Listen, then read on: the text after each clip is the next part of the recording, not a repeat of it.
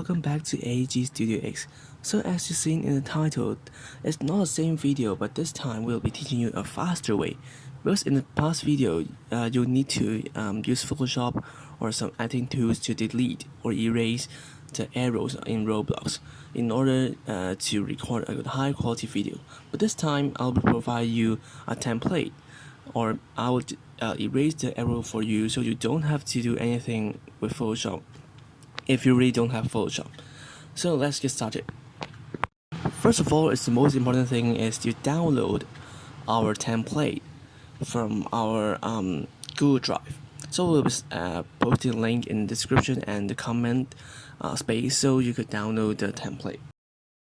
First of all, go search Roblox and if you're a window, and then you need to open file location, and then you will see a Roblox studio and a Roblox player, and right click and go to file location again of the roblox.exe, and then go to content and go to textures.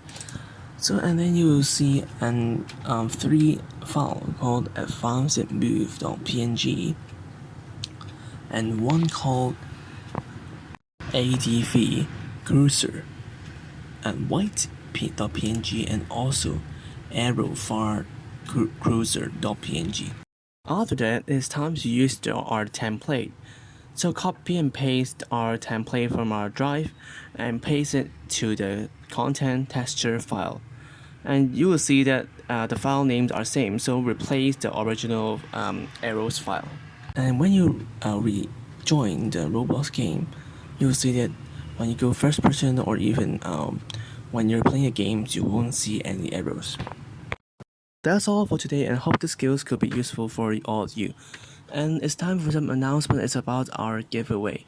So many people have asked us when will be uploading our next giveaway video, and I could say it will be very, very soon. And I would like to thanks for many people who joined our giveaway, and I really hope that we could give away some great airplane and airport models to all of you.